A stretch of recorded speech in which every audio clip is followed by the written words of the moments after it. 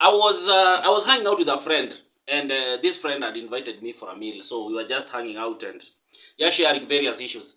And he asked me a very simple question. He asked me that African Updater, why do you support William Ruto so much? Why are you so passionate about William Ruto and everything? Yet a while back, you never used even to love him that much. And I can take you back a while. You remember when I started, I used to bash William Ruto so much. I used to not to bash him in terms of insult him on anything. I don't do that. On this platform, we don't insult leaders, no matter how much we disagree with their ideas and everything. But I used to question a lot of things that he was doing. Then later, after the handshake with Raila Odinga, I still continued bashing all of them together. I still bashed Raila, and I also kept on calling out William Ruto. But later, I changed. And it is because I did some background soul searching, and I also did some research. I also wanted to understand, why is William Ruto doing all that he's doing? People are saying that William Ruto is taxing people. People are saying that William Ruto is overtaxing people. He's launching projects that are ghost projects, and he's doing so many things that in the eyes of people, wanasema that these things are not real. These things are ghost projects, and he's doing all manner of things. But I came to realize one thing, that because I had to go back and really learn, how do governments run? What is a government? What types of government do we have? I had to do some deep searching, and I came to realize that William Ruto is a different kind of a president that this country has ever had. For the longest time, Kenyans, we've had presidents that they were never daring. Presidents that were more or less conformist. Presidents that were more or less leaning towards their community more than they could lean towards the whole country. And for the longest time, we realized that, and for the longest time as a country, the reason why we got to where we are, where Kenyans are so tribal, it is not because Kenyans wanted to be tribal. It is because the previous people who were holders of that office tried to create that perception that you can only benefit if you align in a particular way. You can only be part of us if you do things in a particular way and if you align in a particular way. And these are some of the reasons that made me realize that William Ruto is a different kind of a breed.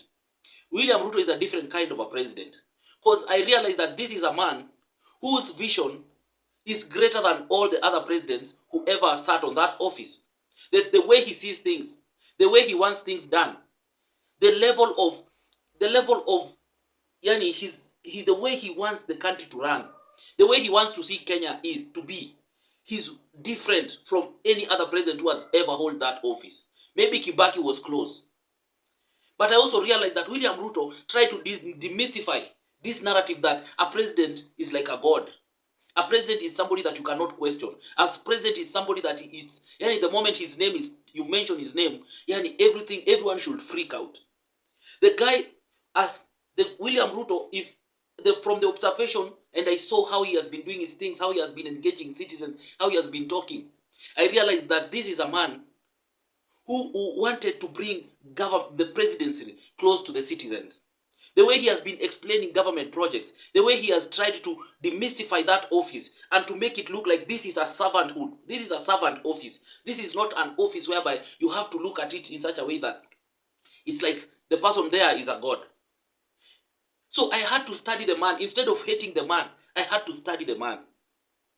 And that is why I say in some of the things that after Raila Odinga, who is one of the greatest politicians and one of the greatest Kenyans to ever walk on this country, William Ruto will be another person. After he's done with all he's doing, he will be one of the best presidents that this country ever had.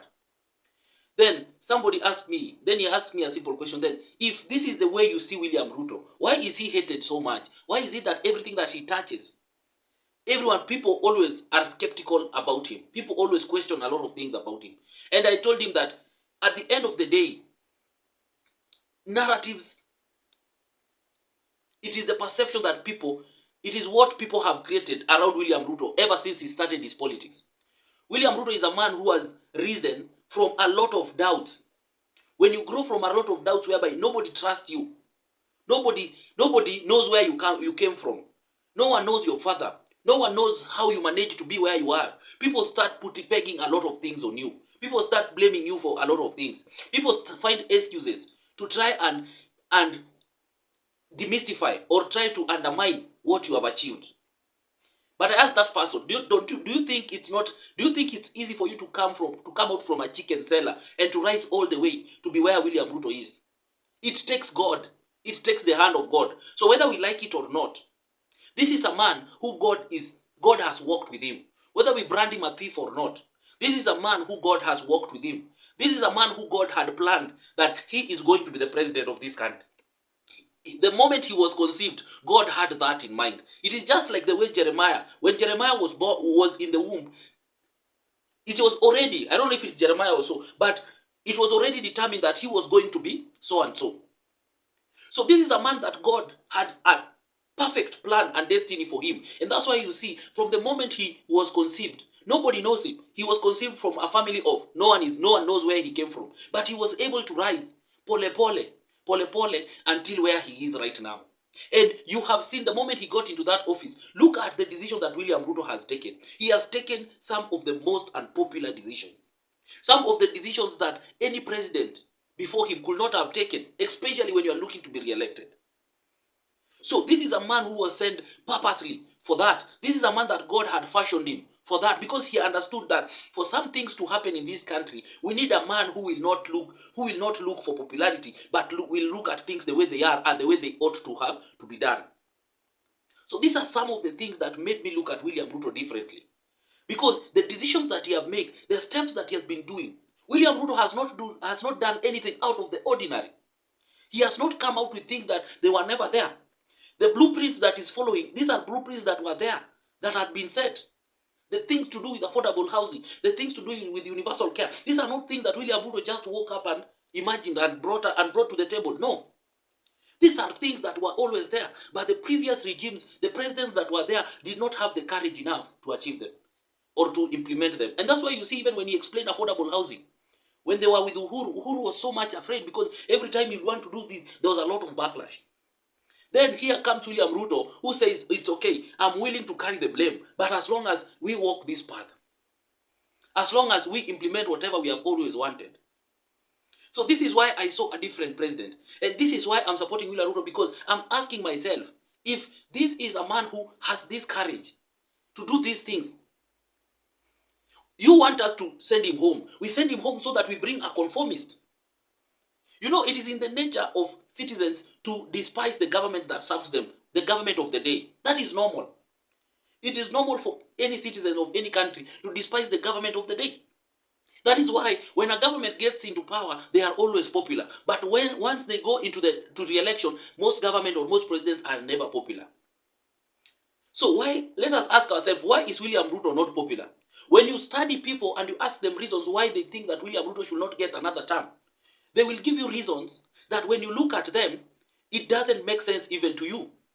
It means that people want presidents, that they want a president to go into the office, and once he gets into the office, he sings praises.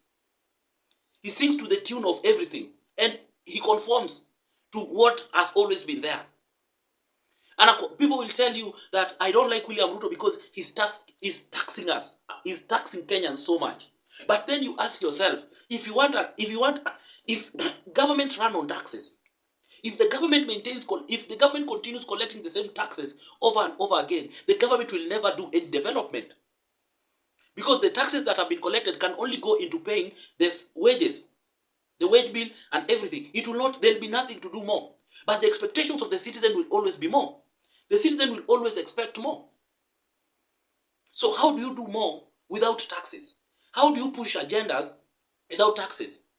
For affordable housings to be there, because at the end of the day, if the president don't do affordable housing, you will keep saying that every government comes and they leave Kibera the way it is. They will leave Mathare the way it is. They leave these slums the way they are. No president has ever wants to change the life of these people. But when you start changing them, when you come up with plans of changing them, people are saying, why are you taxing us so much? Nani ana kwao? Nani ana nyumba? So you realize that citizens, the Kenyans are people who they are people who they expect a lot from you.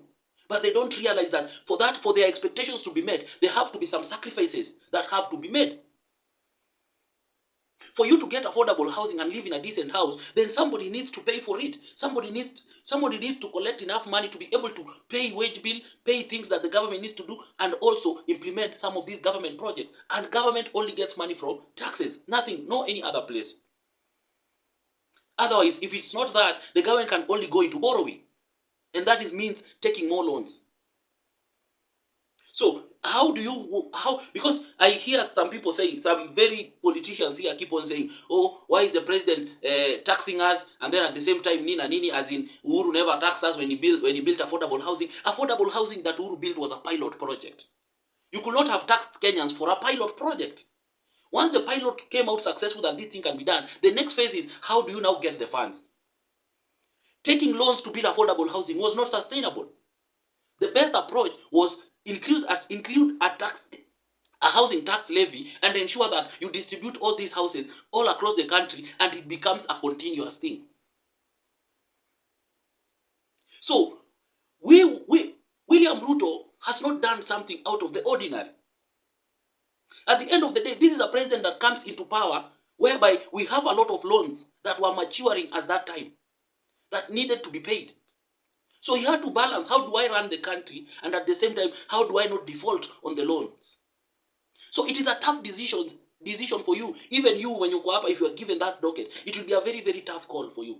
So for him to have maneuvered all these things, and right now he's standing out and continuing to launch roads and build roads and everything, I can tell you for a fact that this is a man that God deliberately made him president for a specific purpose. We might hate him, we might not like him, we might not say he's a man from our tribe, and we might feel like he's pushing and he's pressuring us. But I'm telling you, by the time William Ruto will be done with his 10 years, because William Ruto has been the most democratic president. Look at the time even William Ruto has been president. He has not defied any court orders. William Ruto has managed to protect the democratic space. We keep on saying that William Ruto is a dictator. Of course, there are times when you are a president, when you think things are out of hand, you have to make tough decisions. That one happens globally. That one happens even in America, even in other things. Sometimes you have to suppress some voices for the sake of democracy, for the sake of protecting the interest. Because if you leave everything to just move like that, then it will end up disastrous. But look at William Ruto. William Ruto has protected the space under which Kenyan democracy has been operating. We've insulted him so much, and he has not taken actions. Even when he has taken action, people have rushed to court, and he has been forced to hold back and respect the ruling of the court. Those people that have been kidnapped and taken to court, they have been those people who mocked the president and created photos of him in the coffin. They were taken to court and they were released, and the president has never acted ever since. Of course, as a human being, you get frustrated when people mock you so much. Sometimes you can be pushed to act. But let us agree that William Ruto has protected the democratic space. People have been allowed to protest in this country.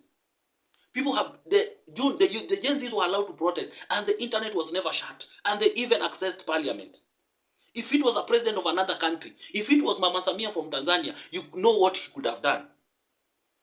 You know what he could have done. There's been a lot of things that people have said, a lot of things against the president. But even when you speak about the president, the far much he does is that you're arrested, you're taken to court, and then you're released. He has not disobeyed court orders. Courts have always been given orders, stop this, stop this, stop this, and he has always followed that. So, we put a lot of blame on William Ruto. We are not saying that William Ruto is perfect. Of course, he has failed in some aspect in terms of how he has approached some issues. That one he has explained, especially the issue of kidnapping and other things. But we cannot just sit down and cover William Ruto and say that he's a bad man and he has not done. He has done something. Look at how he has brought a lot of reforms in the education sector. Look at how he has tried to bring a lot of reforms in the health sector. So let us give flowers where it is. And for me, I feel like we cannot keep on changing governments simply because we are not happy. Because that means that even the programs that are there will always talk about tunabaki nyuma. Because right now the president has set the country on a certain trajectory, and then we get another president who comes into power and dismantles everything that William Ruto has done simply because he does not agree with him. And then we have to start back in the health sector. How do we get another universal health care? How do affordable housing now? We need continuity. Government needs continuity. We don't need to be there that anyone who comes in wants to scrap whatever the person has done and he wants to start something new. And lastly, the main reason why I love William Ruto is that William Ruto has tried to equally distribute resources across this country. This was something that was never done before. He has tried to make sure that resources are well distributed all across the country, that every part of this country, there is a project going on. They feel like there is government amongst themselves. That is a feeling that many people never used to see with the previous holders of those offices. And that is why I say that this is a man who was sent intentionally by God for a particular reason, to show Kenyans that this is how a leader should be. A leader should not be somebody who just stays in the office. You don't know what he's planning, you don't know what he's doing. Because William Ruto explains everything that he's doing. He explains everything that he intends to do and everything that he's doing. So it is what it is. Tell me what you think in the comment section. But above it all, as I say, remain respectful. Remain respectful. Sawa? Yes. And if you want to support this platform, my number is always here. Kindly support me in any way. Give me a deal, or you can even send your contribution to the number below, and I'll really, really appreciate it. Let's help this platform grow. See you next time. The African Update.